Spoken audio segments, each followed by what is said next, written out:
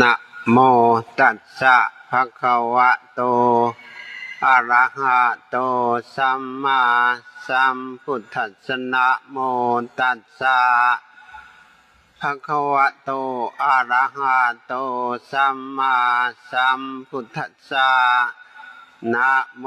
ตัสสะภะคะวะโตอะระหะโตสัมมาสัมพุทธัสสะพุทธังธัมมังสังฆังนะมัสสามินะมัตถุอาจาริยัสสะสัพพะปาปัสสะอาการนังกุศลาสูปัสสัมปดาสัจจิตะปริโยทปานังเอตังพุทธัสสะสนันติ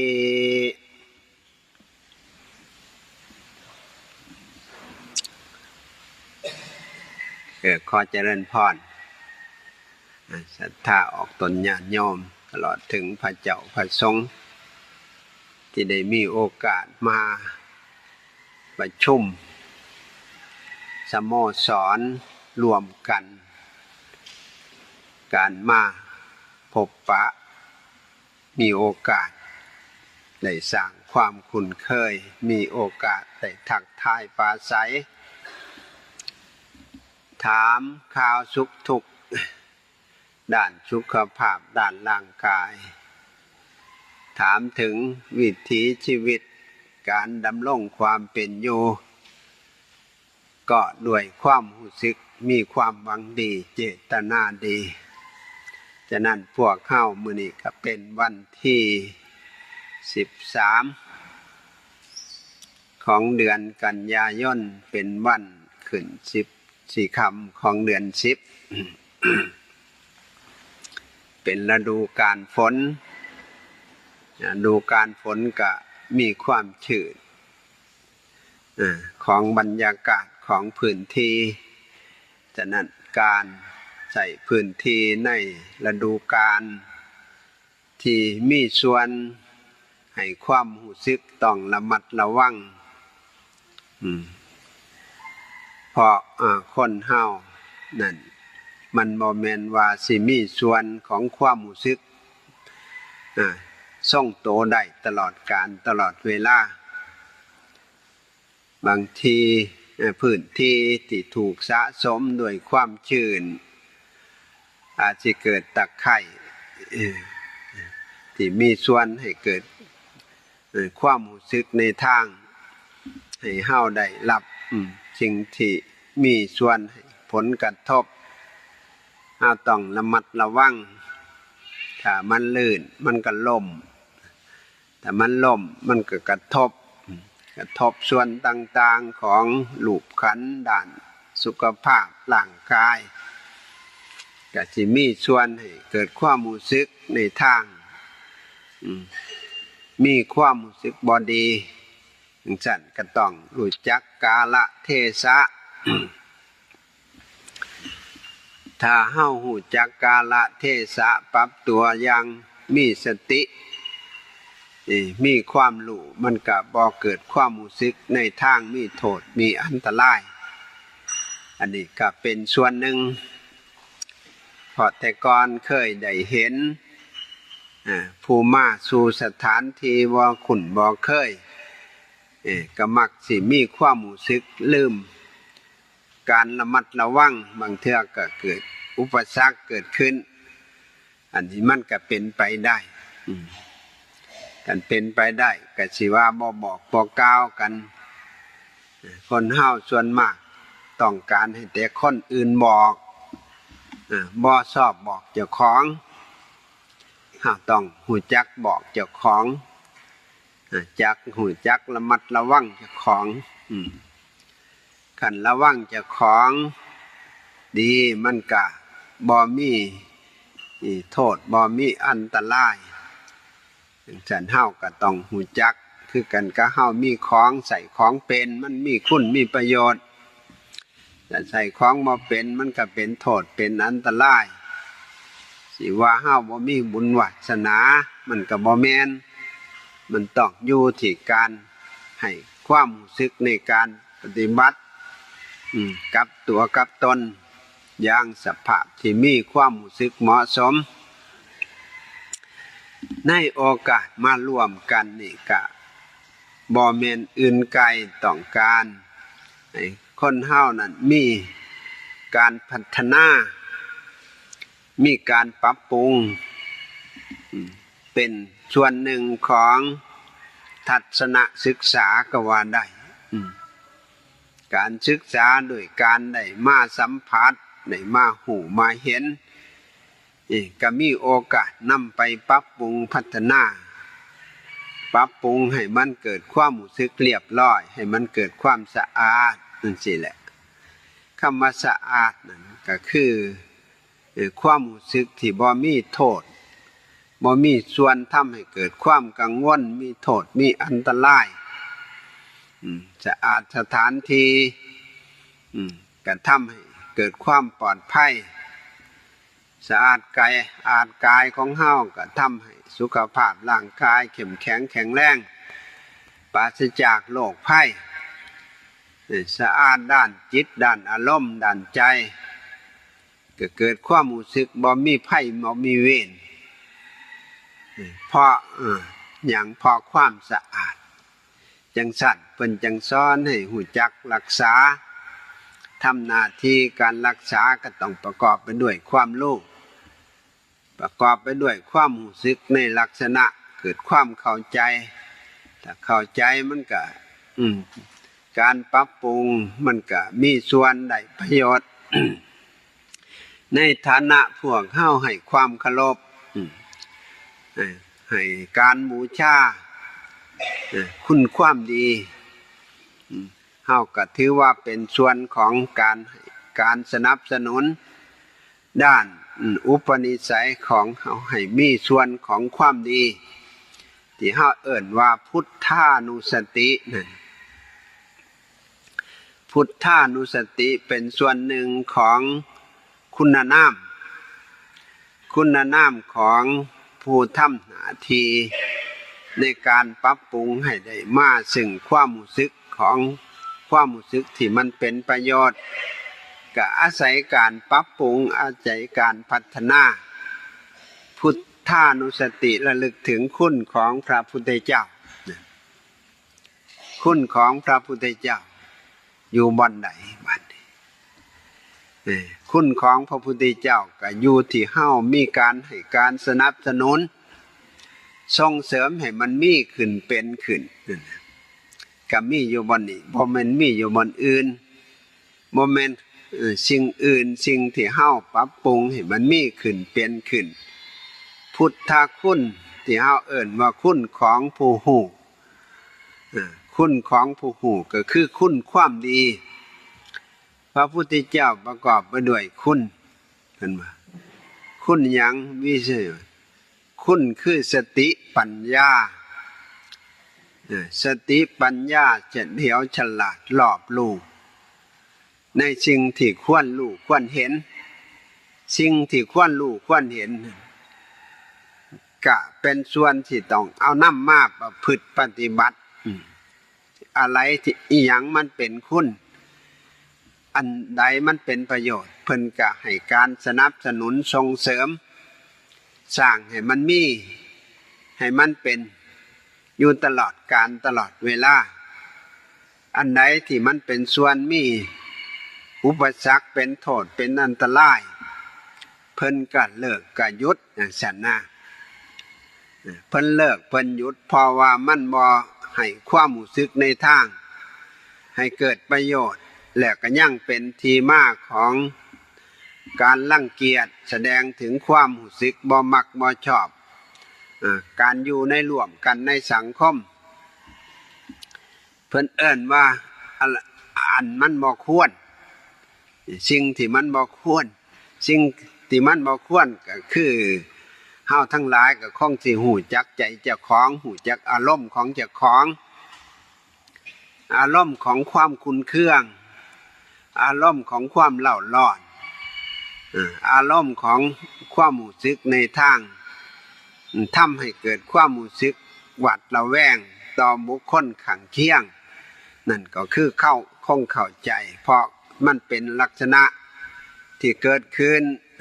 กับจิตกับใจภาษาเพิ่นเอิ่นว่าอารมณ์ของบาปธรรมก็หมายถึงความรู้สึกของสิ่งที่เป็นส่วนของสกปรกที่เฮาเอิ่นว่าบาปนั่นเองก็คือความโกรธความโลภเฮานี่ละความหลงเฮานี่ละถ้ามันสกปรกเฮ็ดจังได๋ก็ต้องมีการล้าง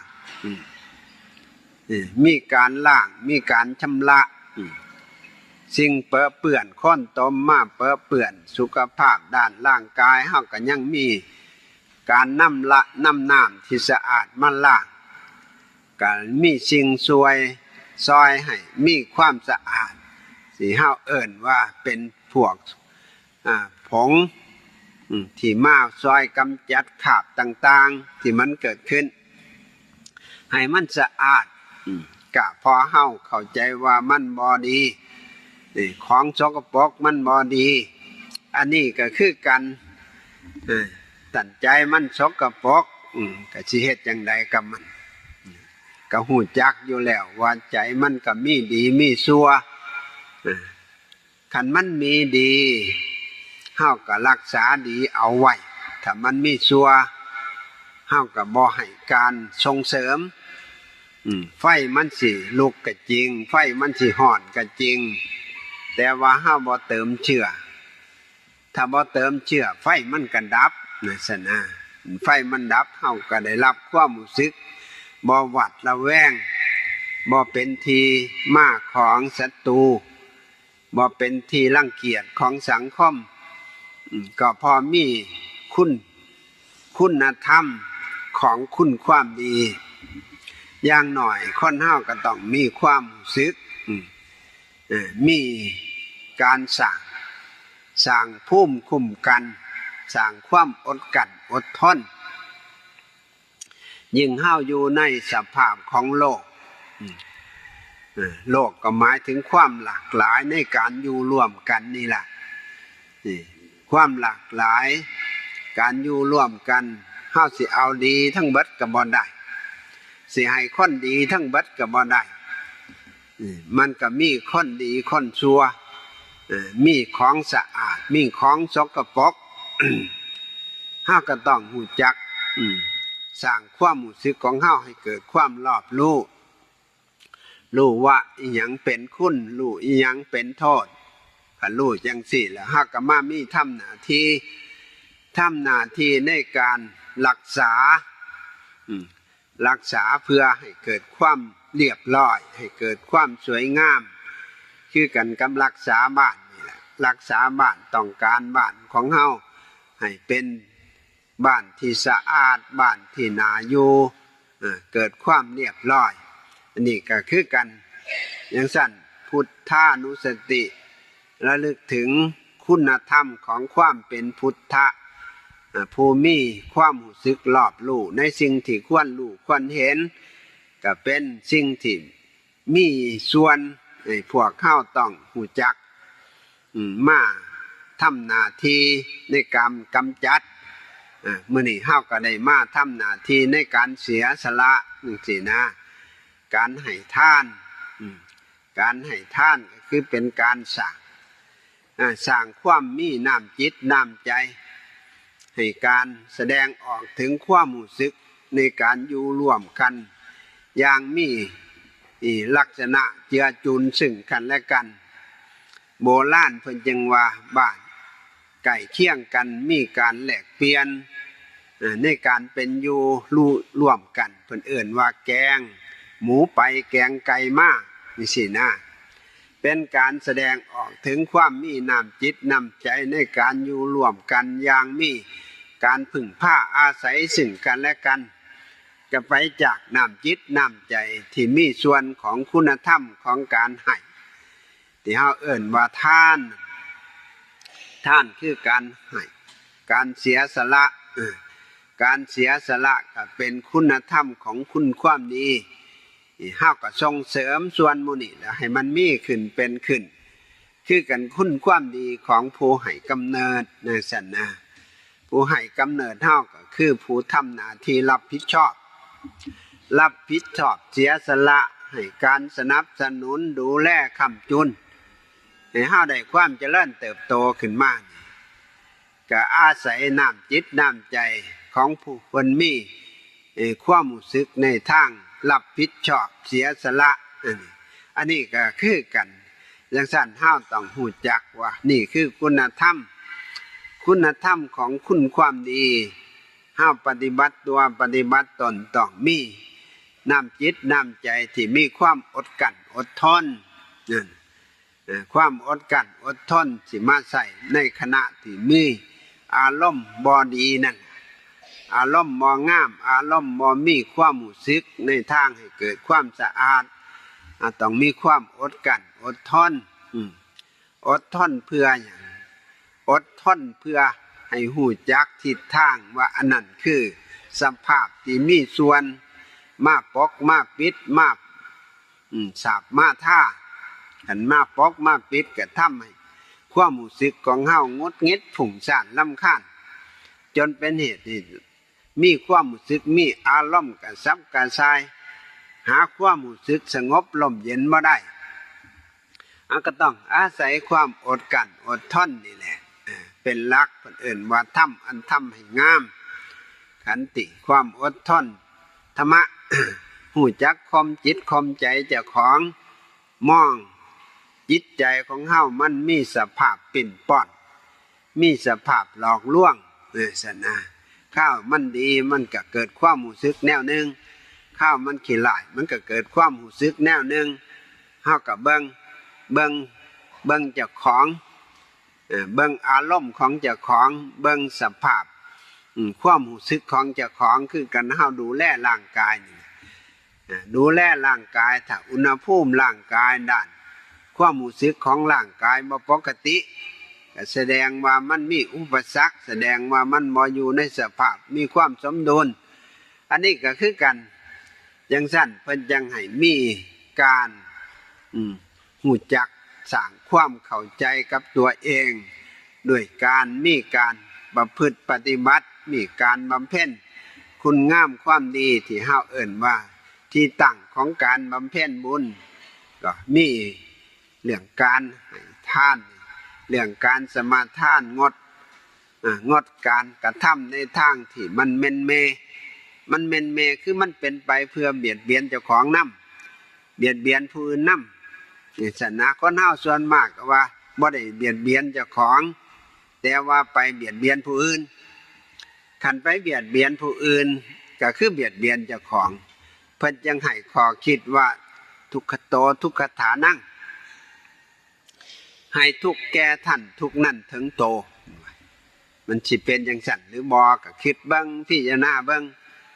สั่งผู้อื่นแทนที่ว่าเฮาสิสบายเฮากลับบ่สบายมันเป็นจังซั่นอันนี้ก็ต้องเบิ่งจังซั่นเมื่อเบิ่งจังซี่ก็ต้องมาปรับเจ้าของละนี่คือลักษณะของความรู้สึกที่มันมีส่วนสัมปยุตก็คือมันมีส่วนเจือปนคือน้ำนี่แหละมันมีแนวเจือปนมันมีวัตถุเจือปนมันมีสิ่งสกปรกเจือปนคันมันเจือปนแล้วน้ำมันก็บ่บริสุทธิ์น้ำมันก็บ่สะอาดใจเฮาคือกันอารมณ์เฮาคือกันแต่มันมีสิ่งเจือปนมันก็บ่สะอาดมันบ่งามมันบ่ทำให้เกิดความรู้สึกในทางที่ดีดังนั้นพระพุทธเจ้าเป็นยังสอนให้มีการสมาทานตั้งใจบ่กระทำในสิ่งที่มันเป็นความชั่วทั้งหลายทั้งปวงความชั่วที่มีส่วนของการกระทำทั้งกายเฮาก็พยายามเว้นความชั่วที่มีส่วนของการกระทำทั้งวาจาเฮาก็พยายามหยุดให้มันได้เลิกให้มันได้ถ้าหยุดได้เลิกได้มันก็มีส่วนเปลี่ยนแปลงมันเปลี่ยนแปลงไปทางใดมันเปลี่ยนแปลงไปในทางให้เฮานั่นเป็นที่มาของมิตรภาพคนบ่เบียดเบียนผู้อื่นมันก็เป็นที่มาของเป็นที่รักเป็นที่นิยมชมชอบในการอยู่ร่วมกัน สิอยู่กับมนุษย์ด้วยกันคนด้วยกันและสัตว์เดรัจฉานก็ตามแต่บ่ไปเบียดเบียนมันก็บ่เบียดเบียนเฮาได้ล่ะมันก็บ่รังเกียจเฮามันก็บ่มองเฮาในแง่เป็นยักษ์เป็นม่านเป็นศัตรูนี่ก็ต้องเบิ่งจังซั่นคนมีเจตนางดเว้นจากความชั่วนี่ถือว่าเป็นการสร้างเกราะป้องกันตัวคือในเทศกาลเข้าพรรษาจังซี่แล้วเทศกาลเข้าพรรษาเคยดำเนินชีวิตที่ผิดเคยมีส่วนเบียดเบียนกับด้านวัตถุสุขภาพร่างกายก็มายุดมาเลิกบางที่เฮามีส่วนนรนงกันนั่นว่าหยุดเลิกจากการ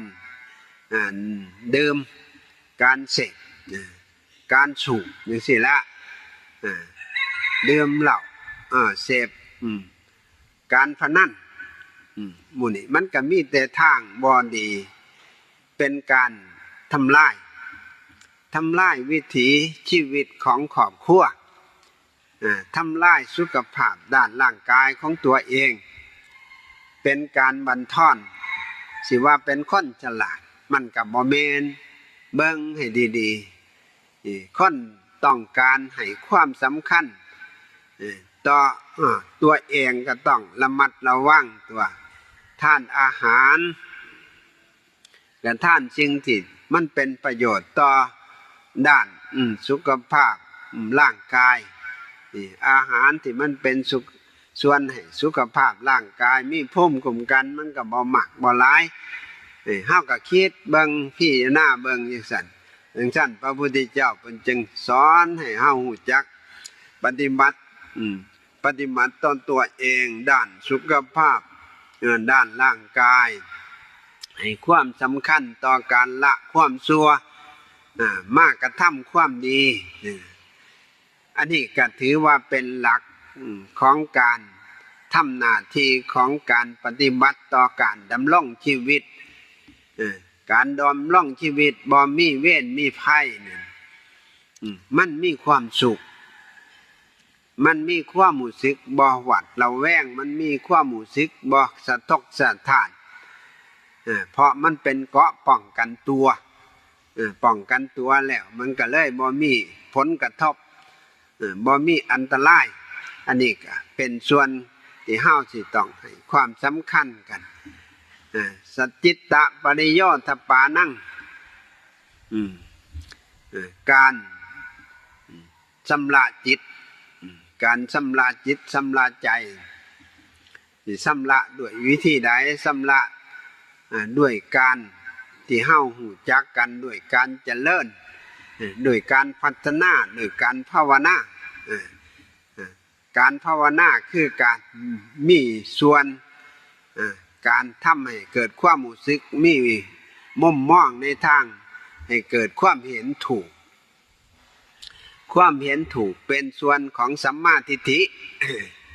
ภาษาเป็นมรรคเป็นทางไปสู่จุดหมายปลายทางที่เฮาต้องการจุดหมายที่เฮาต้องการต้องมีทางไปถ้ามีทางไปมันก็สะดวกถ้าบ่มีทางไปมันก็บ่ฮอดแล้วมันบ่ฮอดจุดหมายดังนั้นเฮาก็ต้องมีลักษณะของความเป็นภูมิทางที่เราเอิ้นว่าสัมมาทิฏฐิความเห็นของคนเฮามันมีทุกคนแต่ความเห็นแต่ละคนสิบ่คือกันแต่ละวัยก็สิบ่คือกันแต่ลักษณะก็บ่คือกันเช่นเฮามีความเห็นเป็นแต่สภาพเป็นเด็กน้อยจังซี่แหล้วเด็กน้อยมันมีความเห็นจังไดความเห็นของเด็กน้อยมันก็ต้องการความสุขคือกันความสุขของเด็กน้อยมันมีความสุขพอการที่มันมีความรู้สึกชอบคือเล่นเด็กน้อยชอบเล่นเป็นความสุขชนิดหนึ่งของเขาอันนี้เฮาก็มองเบิ่งอย่างสั่นความรู้สึกของเฮาก็คือกันความรู้สึกของคนวัยรุ่นคน มันก็มีมุมมองไปอีกแนวหนึ่ง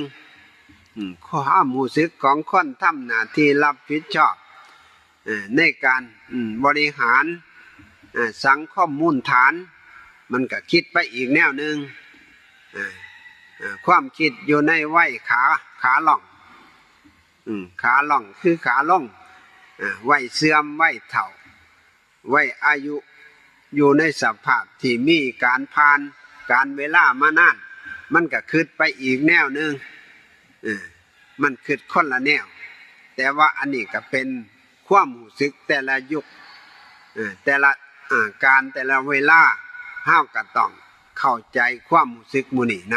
ำถ้าเข้าใจแล้วเฮาก็มาทำหน้าที่ปรับความเห็นของเฮามีมุมมองในการปรับความเห็นให้มันเกิดความรู้สึกในทางให้เกิดความชอบคือความถูกต้องคำว่าถูกต้องกับถูกใจคนเฮาก็มักเอามาใส่กันเลยเอามาใส่กันถูกใจบางครั้งบางคราวใจเฮาอยู่ในฐานะมีสิ่งปกปิดมีสิ่งบ่สมบูรณ์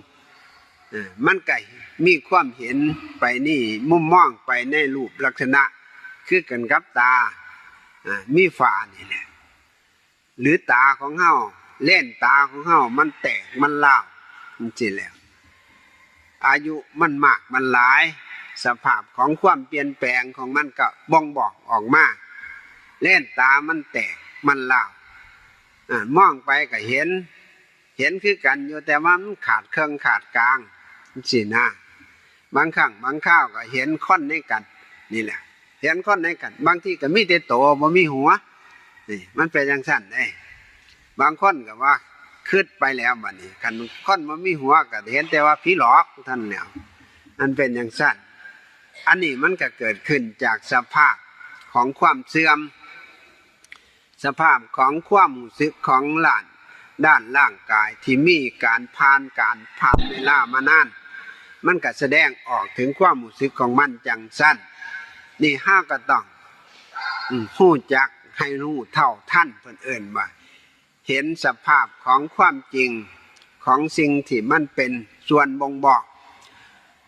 กถึงสภาพบ่มีการปิดบังอำพรางภาษาเพิ่นเอิ้นว่าเห็นความเกิดก็เป็นเรื่องของความจริงเห็นความเจ็บก็คือกันก็เป็นเรื่องของความจริงอีกเห็นความเสื่อมสลายความตายก็เป็นเรื่องของธรรมชาติที่แท้จริงของสัจธรรมเห็นจังซี่แล้วมันก็บ่มีอารมณ์ที่ต้องไปมีความรู้สึกลุ่มหลงไหลคิดเบิ่งพิจารณาเบิ่งจังสิมันก็ทำให้เกิดความรู้สึกมีความสงบใจเกิดความสงบใจสงบอารมณ์สบายมันก็มีความสุขคนเฮาต้องการความสุขต้องการสิ่งที่มันทำให้เกิดความรู้สึกมีลักษณะบ่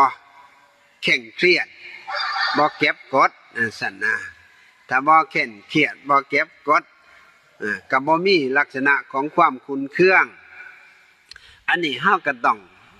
ให้มีส่วนจังซั่นเพิ่นจังว่ามีการเกี่ยวข้องกับการปฏิบัติต่อตัวเองอย่างรอบคอบรอบรู้ภาษาเพิ่นเอิ้นว่าภาวนาภาษาหนึ่งก็ว่าพุทธะพุทโธผู้รู้ผู้ตื่น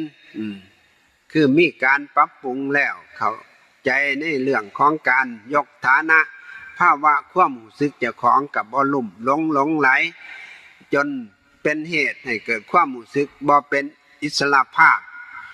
ถ้าเฮาสิไปทำนำความรู้สึกแบบสิ่งที่เป็นเครื่องปิดบังอำพรางมันก็จบบ่ได้มันก็สิ้นบ่เป็นโกรธให้เขาก็โกรธให้เฮาฮักเขาก็สั่งเฮาไว้ซั่นได้มันก็ไปอย่างซั่นอันนี้เฮาก็ต้องคิดเบิ่งกำหนดดูเพิ่นเอิ้นว่าพุทธานุสติระลึกถึงคุณของพระพุทธเจ้าเพิ่นก็แนะนำเฮา ให้รู้จักคุณค่าของความเป็นมนุษย์สินะรู้จักว่าเฮาเป็นมนุษย์แล้วรู้จักว่าเฮาอยู่ในสภาพที่เป็นทรัพยากรที่มีคุณค่าทรัพยากรที่มีประโยชน์เฮาก็เอามาปรับปรุงนี่ล่ะปรับปรุงความเป็นมนุษย์ปรับปรุงทรัพยากรที่มีส่วนเอื้ออำนวยมันก็ได้ประโยชน์คือเฮาปรับปรุงอิฐหินดินทรายให้เป็นที่กำบังแดดฝนก็อาศัยการปรับปรุงเฮาก็ได้รับความสุขฝนตกมากก็บ่เปียกร้อนมาหนาวมากก็บ่เกิดความรู้สึกกระทบกระทั่งเพราะมีที่สำหรับปกปิดที่กำบังอันนี้ก็คือกันเฮาก็พัฒนาเฮาด้วยความรู้สึกให้ความสำคัญต่อความเป็นผู้รู้ดีรู้ชั่วรู้สุขรู้ทุกข์รู้บาปรู้บุญอย่างนั้นสัจธรรมพระพุทธเจ้าว่าทุกข์เป็นสิ่งที่ควรกำหนดรู้ความทุกข์นั่นว่ามันบ่ดีก็ดีได้มองในแง่หนึ่งมันดีอยู่มันทำให้คนมีความรู้สึกเข้มแข็งทำให้ความรู้สึกของคนนั้นมีลักษณะขนขวายเปลี่ยนแปลงจังสั่นห้าสัญชาตญาณของคนเฮาที่ถือว่าเป็นส่วนหนึ่งของธรรมชาติว่าได้สัญชาตญาณในการเสาะแสวงหาอาหารคันหิวมามันคิดหรอกคิดหาแนวสิต้องมาบำบัดมันเฮาเอิ้นว่าฮู้จักว่าอันใดสิต้องทำให้เกิดความรู้สึกระงับดับความหิวได้ทำให้ร่างกายมีส่วนของความรู้สึกทรงตัวอยู่ในสภาพเหมาะสมได้นี่ก็เป็นสัญชาตญาณคือกันสัญชาตญาณของการหลบภัยมันก็มีอยู่คือกันว่าซั่นคนเฮาสิมีการพัฒนา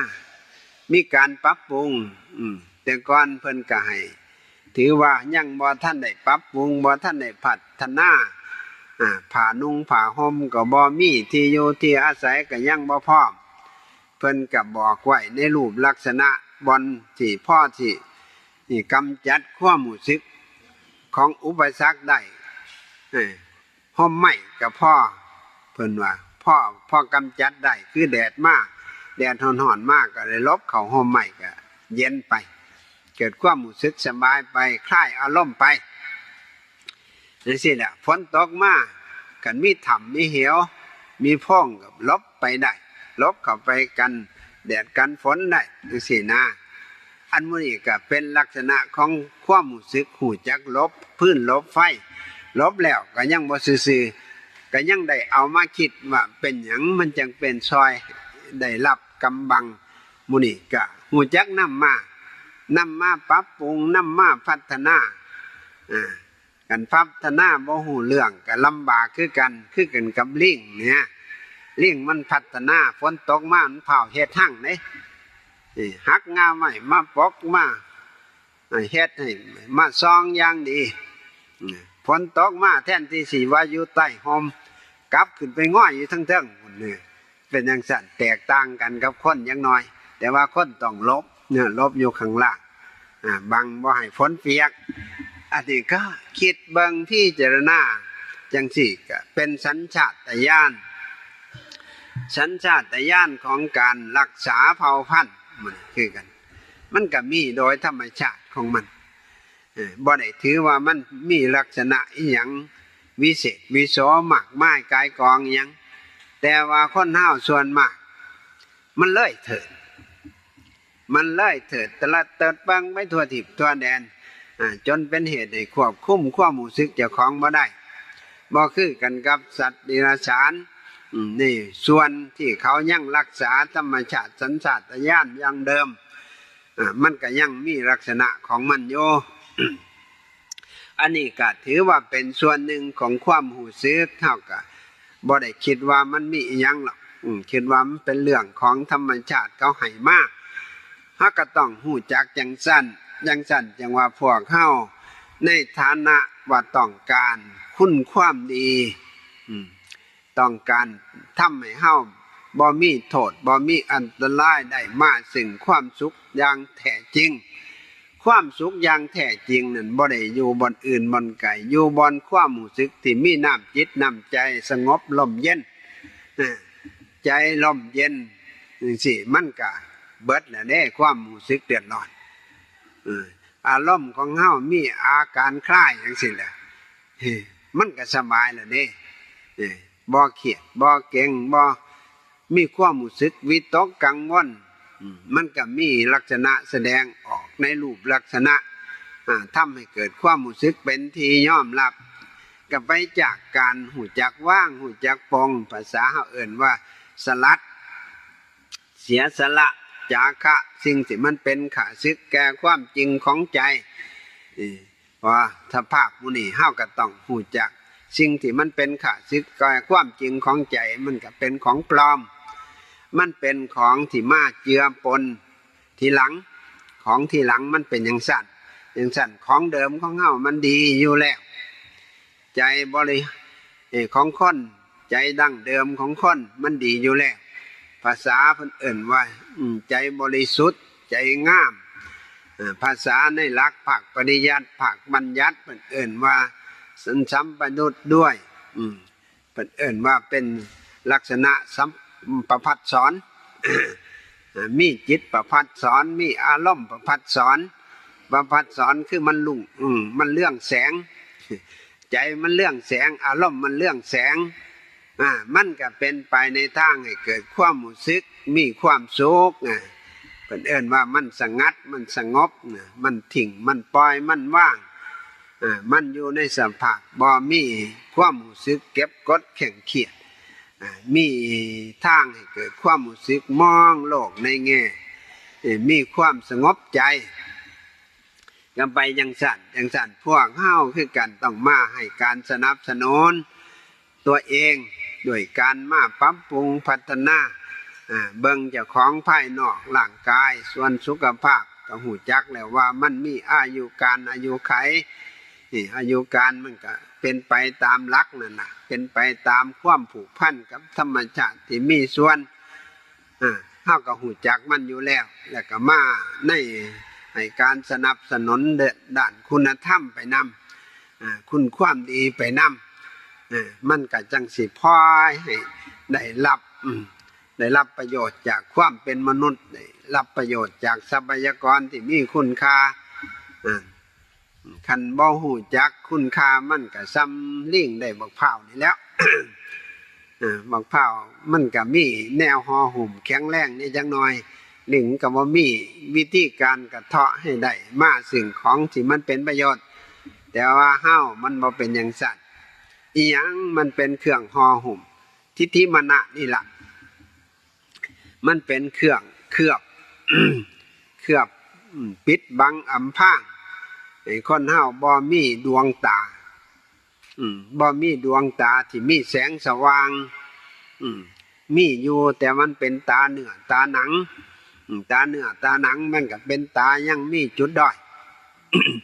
มันมีจุดบกพร่องมันยังอาศัยผู้อื่นยังอาศัยแนวอื่นอาศัยแสงตาเว้นแน่แสงไฟแน่แต่บ่มีแสงตาเว้นแสงไฟตาก็เลยตายเป็นตาฟ้าง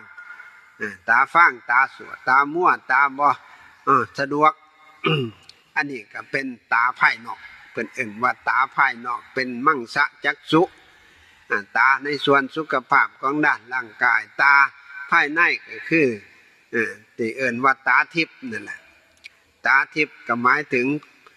สัมมาทิฏฐิตาที่มีส่วนประกอบไปด้วยความรู้ที่ถูกต้องเพิ่นเอิ้นว่าปัญญานัตถิปัญญาสมาอาภาแสงสว่างเสมอด้วยปัญญาบ่มีก็ให้ความสำคัญอย่างสิแล้วก็มาปรับปรุงพัฒนาที่อยู่มันได้ก็ให้มีสติกันให้มีสัมปชัญญะให้มีคุณธรรมของการกำกับดูแลพฤติกรรมของเจ้าของว่ามันพฤติกรรมทางกายในทางมีความเสี่ยงก็พยายามหยุดพยายามเลิกพฤติกรรมทางวาจาเป็นที่มาของการรังเกียจก็หยุดก็เศร้าความคิดที่เป็นความรู้สึกนึกคิดของเฮามโนกรรม ทางที่มันเป็นทางที่บ่ดีเนี่ยเท่ากับพยายามเนี่ยพยายามรู้จักว่ามันมีอันตรายอย่าให้มันมามีส่วนให้การสนับสนุนหยุดเลิกมันก็พลอยสงบไปเองรักษา3 ปลายมันก็หาย3 ต้น3 ปลายก็คือกายวาจาใจเฮานี่ล่ะมารักษามันก็หาย3 ต้นต้นที่มันทำให้มีส่วนคืออากัปกิริยาต้นของบาปธรรมคือเฮาก็เอิ้นว่าเป็นส่วนของสิ่งที่บ่ดีเพิ่นเอิ้นว่าอกุศลกรรมกรรมที่มันเป็นไปในทางที่บ่ดีเป็นความรู้สึกที่มันเกิดขึ้นเป็นลักษณะพระพุทธเจ้าเพิ่นว่าเป็นเครื่องเผาผลาญเป็นเครื่องบาดหมางเป็นเครื่องจองจำทำให้อยู่ในสภาพเหมือนกับบ่เป็นอิสระไข่กับคนถูกกักขังคนถูกกักขังสิขึ้นโลกมันกว้างอยู่แต่ว่ามันแคบมันบ่มีอิสระนี่ก็คือกันจังซั่นเฮาก็พยายามกำจัดมันออกด้วยการสร้างความเห็นของเฮาให้มันถูกความเข้าใจของเฮาให้มันเป็นไปในทางสอดคล้องกับความสงบระงับถ้ามันสงบระงับมันกันดีอันนี้ถือว่าเป็นคุณความดีของมนุษย์สิต้องเฮ็ดต้องทำให้มันมีขึ้นเป็นขึ้นคันได้ของหมู่นี้ก็ถือว่าเป็นคนประเสริฐเป็นภูมิอริยทรัพย์ทรัพย์ที่ทำให้เกิดความรู้สึกเป็นทรัพย์อันยิ่งบ่คือวัตถุสิ่งของตัวสิ่งของเป็นของบรรเทาเช่นเฮาทานอาหารบรรเทาความหิวมีความรู้สึกได้รับความสะดวกต่อวัตถุที่เป็นส่วนภายนอกกับมันกับบ่ยิกปานใดมันก็เป็นลักษณะเพียงแต่บำบัดทุกข์บำรุงสุขอยู่ไปในรูปลักษณะบ่เป็นอิสระเท่าที่ควรหากมาสร้างมาฝึกมาหัดมาประพฤติปฏิบัติในการปฏิบัติต่อสุขภาพด้านการกระทำของเฮานี่ให้มันเป็นไปในขั้นลองที่เป็นบุญเป็นกุศลโอกาสมื้อนี้พวกเฮาทั้งหลายก็ได้มามีส่วนในการรักษาไว้ซึ่งจันลงไว้ซึ่งวัฒนธรรมบัพพบุรุษที่ถือว่าเป็นการบำเพ็ญคุณงามความดีเป็นการให้ทานสิแหละถือว่าเป็นส่วนหนึ่งของความดีที่ต้องมีไว้เป็นไว้ในการดำเนินชีวิตให้ได้เฮ็ดได้ทำแต่ละมื้อบ่แม่นมาเฮ็ดอยู่วัดเฮ็ดอยู่บ้านก็ได้เฮ็ดอยู่บ่ได้ก็ได้เพียงแต่ว่ายกมือไหว้ยกมือกราบจังซี่แหละมันก็เป็นความดีแล้วเพิ่นเอิ้นว่าเป็นลักษณะของการให้ความสำคัญต่อการปฏิบัติต่อตัวเตเองเพิ่นเอิ้นว่าอัปปจินะไมเพิ่นว่ารู้จักถ่อมตัว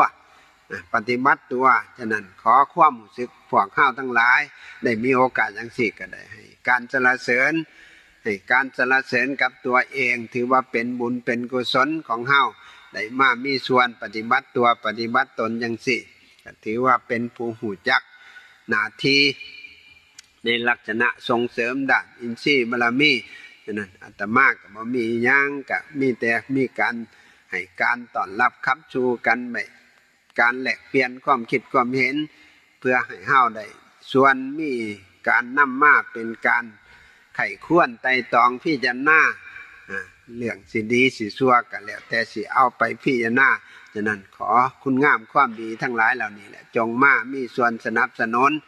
ให้เฮาได้มีความเจริญก้าวหน้าในหน้าที่การงานมีความสุขกายปราศจากโรคภัยและก็มีความรู้สึกสงบร่มเย็นในด้านจิตใจปราศจากทุกโทษทุกผู้ทุกคนฉะนั้นให้ขอคิดมากก็เห็นเวลาพอสมควรจึงขอยุติแต่เพียงเท่านี้ ตัสสะภะคะวะโตอะระหะโตสัมมาสัมพุทธัสสะ